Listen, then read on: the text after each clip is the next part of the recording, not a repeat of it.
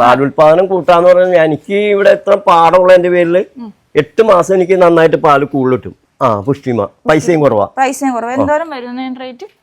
അത് പശു ഒരു ജീവിതമാർഗമാണ്, എന്നാൽ പ്രായം അതിനൊരു തടസ്സമല്ല കേട്ടോ. അപ്പൊ എടപ്പറമ്പി ഫാംസിന്റെ പുതിയൊരു വീഡിയോയിലേക്ക് എല്ലാവർക്കും സ്വാഗതം. ഞാൻ സിനോബി. നമ്മളിപ്പോ എത്തി നിൽക്കുന്ന എറണാകുളം ജില്ലയിൽ കുറുമശ്ശേരിയിൽ രാജൻ ചേട്ടന്റെ അടുത്താണ്. ഇദ്ദേഹത്തിന് 67 വയസ്സുണ്ട്. ഈ 67ാമത്തെ വയസ്സിലും അദ്ദേഹം നല്ല രീതിയിൽ പശുക്കളെ വളർത്തുന്നുണ്ട്. പിന്നെ ഏകദേശം 40ഓളം വർഷങ്ങളായി പശു വളർത്തുന്ന ഇദ്ദേഹത്തിൽ നിന്ന് ഇന്നത്തെ ക്ഷീരകർഷകർ ഉറപ്പായും അറിഞ്ഞിരിക്കേണ്ടുന്ന ചില കാര്യങ്ങളാണ് ഇന്നത്തെ വീഡിയോയിൽ നമ്മൾ കാണാൻ പോകുന്നത്.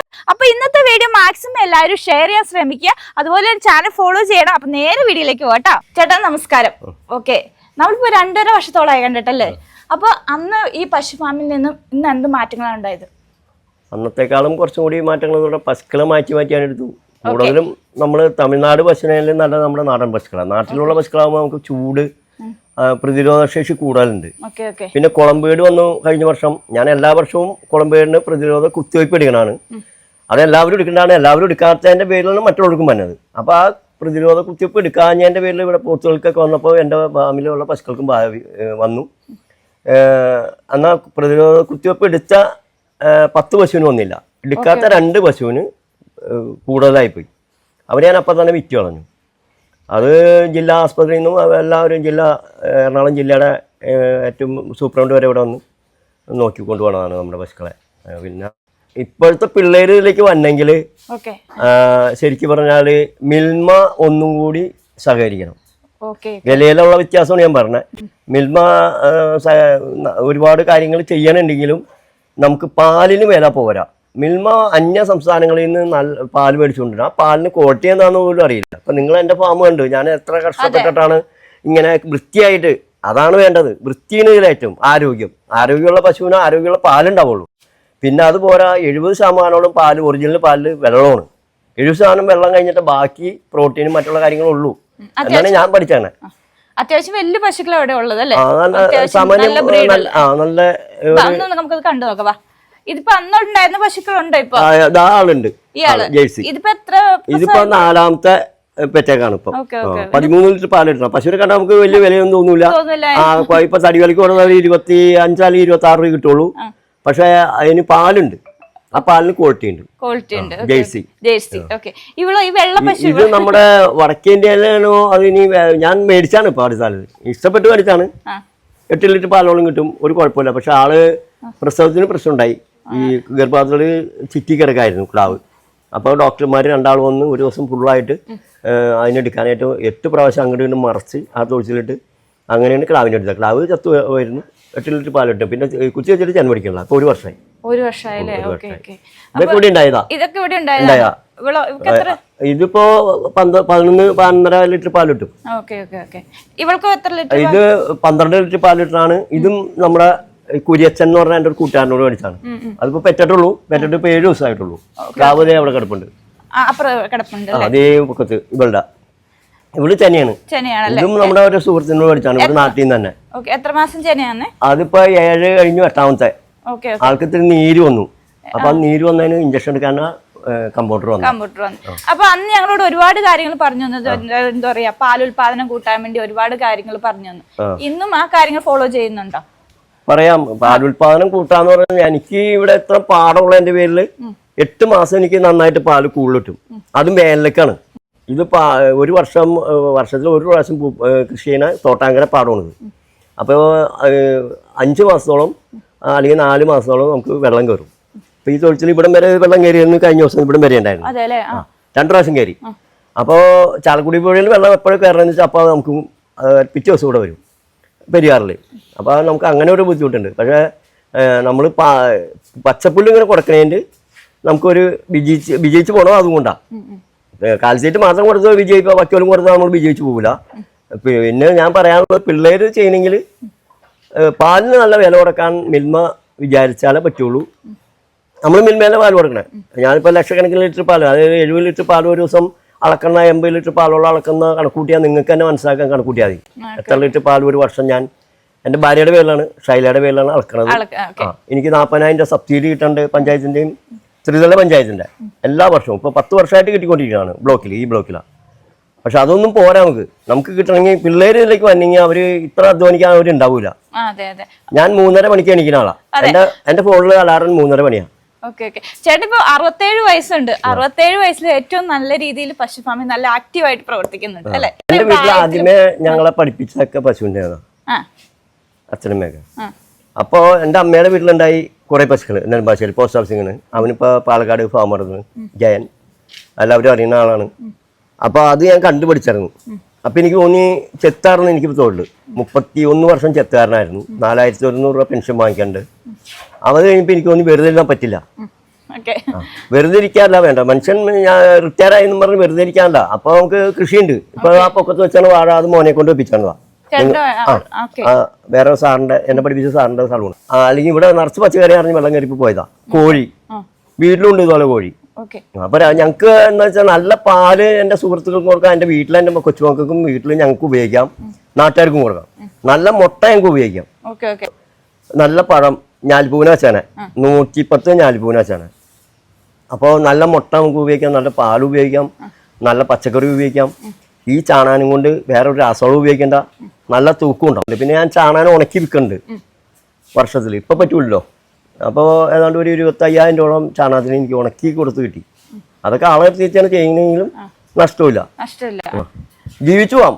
പക്ഷെ എന്താ വെച്ചാൽ ഇതിന് തയ്യാറാവണം. അപ്പൊ ഇത്രത്തോളം ആരോഗ്യത്തോടെ പശുക്കളെ നിർത്താൻ ചേട്ടൻ ഇവിടെ എന്താ ചെയ്യണേ? കറക്റ്റ് ആയിട്ട് അവരെ കുളിപ്പിക്കാം. കറക്റ്റ് ആയിട്ട് രാവിലെ 3:30 എണീക്കാൻ വരുമ്പോ അവരെ ഓസിട്ട് വെള്ളടിച്ച് കഴുകി കളയും. എന്നിട്ടേ ഞാൻ കറക്കുള്ളൂ. ചാണാനൊക്കെ വാരി കഴിഞ്ഞിട്ട്.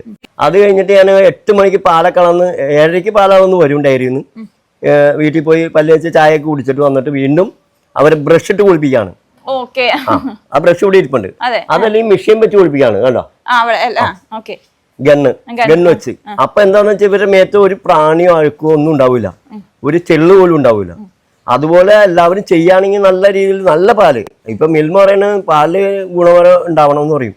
പക്ഷേ നമുക്ക് കിട്ടുന്ന പാലെന്താ, നമ്മുടെ വീട്ടിൽ വരുന്ന പാലെന്താന്ന് മിൽമയ്ക്ക് പോലും അറിഞ്ഞുകൂടാ. ഇവിടെ വന്ന എല്ലാ സാറന്മാരും എന്നോട് പറഞ്ഞു ഇങ്ങനെയൊക്കെ ചെയ്യാൻ ആരെക്കൊണ്ടും പറ്റൂല. ആരെക്കൊണ്ടും പറ്റൂല. കാരണം വെച്ചാൽ ഞാൻ ഇതിൽ തന്നെയാണ് ഫുൾ ടൈം ഇതിൽ തന്നെയാണ്.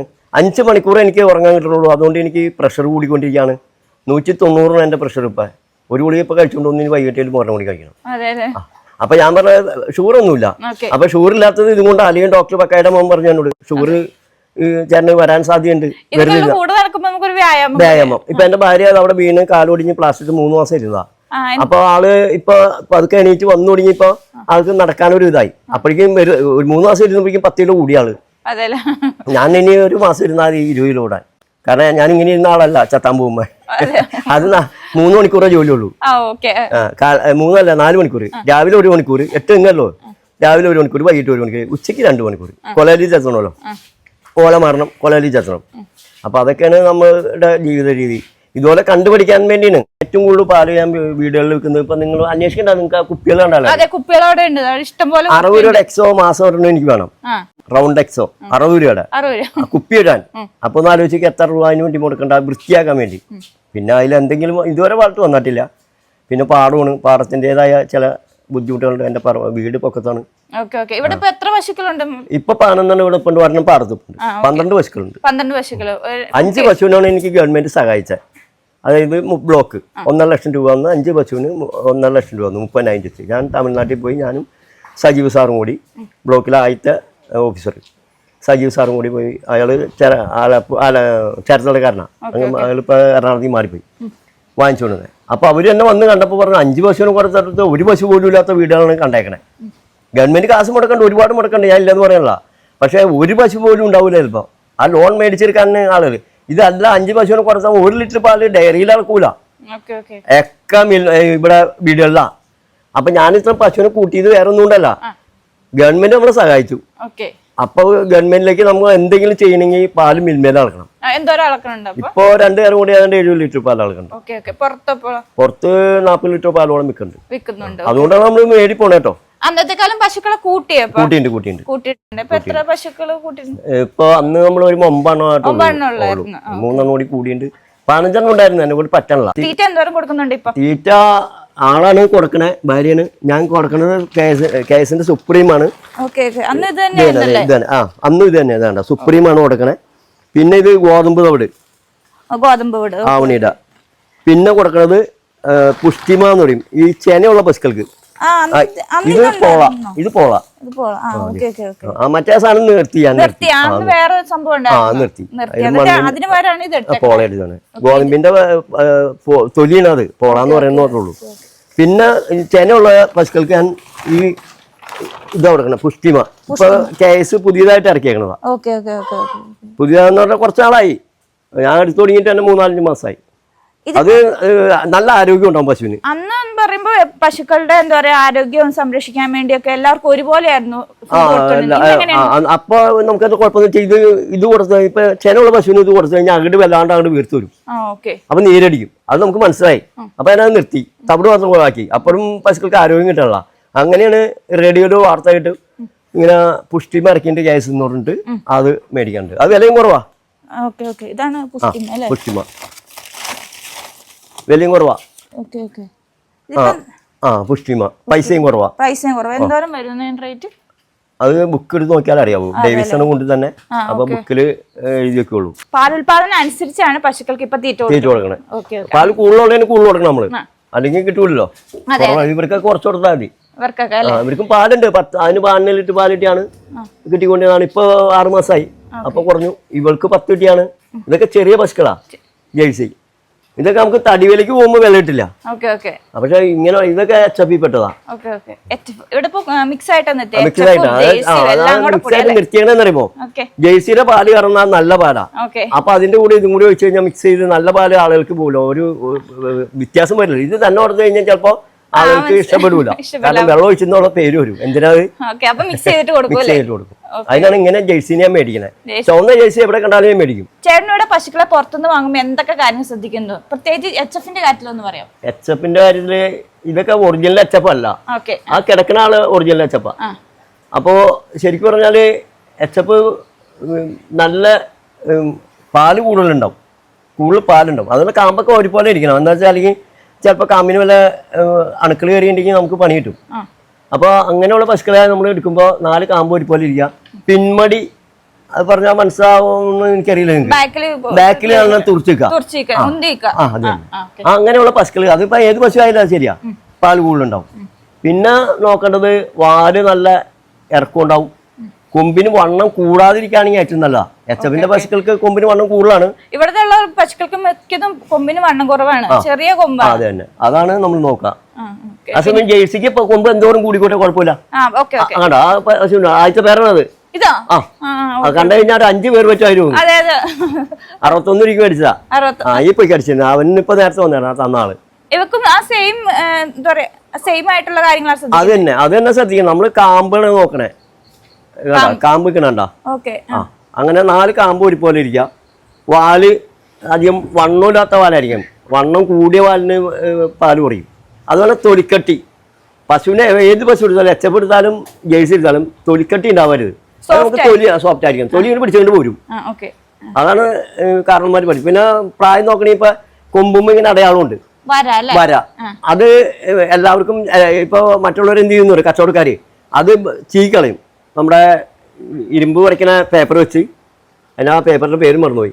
ആ പേപ്പർ വെച്ച് അത് വെച്ച് ചീക്കളയും. അപ്പൊ നമുക്ക് അറിയാൻ പറ്റില്ല. അപ്പൊ പല്ലുപിടിച്ച് നോക്കാം. ആരോഗ്യമുള്ള പശുവിന് നല്ല ആരോഗ്യമുള്ള പാല് കിട്ടുള്ളൂ. അല്ലാതെ എല്ല് പോലെ ഇരിക്കുന്ന പശുവിനെ കൊണ്ട് നമ്മൾ ഇൻഷൂർ ചെയ്ത് ഗവൺമെന്റിനും പറ്റിക്കാം, ഇൻഷുറൻസ് കമ്പനിയും പറ്റിക്കാം.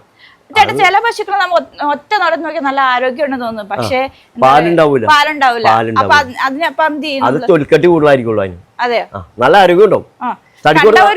തടിക്കോട് നല്ല വിലയും കിട്ടും. തടിക്കോട് ഇപ്പോൾ ഒരു 45-47 രൂപ വില കിട്ടും. പശുവിന് ചിലപ്പോൾ ഒരു 67 രൂപയ്ക്ക് കറവയ്ക്ക് കിട്ടും. പക്ഷെ അതുകൊണ്ട് കാര്യം ഉണ്ടാവില്ല, പാല് നിസ്സാരം ഉണ്ടാവും. അപ്പോൾ ഇത്രയും സമയം നമ്മൾ കണ്ടുകൊണ്ടിരുന്നത് 67 വയസ്സുള്ള രാജേട്ടന്റെ പശുവളത്തിലാണ്. അപ്പോൾ വീഡിയോ ഇഷ്ടപ്പെട്ടെന്ന് കരുതുന്നു. വീഡിയോ ഇഷ്ടപ്പെട്ടെന്ന് ലൈക്ക് ചെയ്യുക, അതുപോലെ തന്നെ ചാനൽ ഫോളോ ചെയ്യാൻ മറക്കരുത് കേട്ടോ.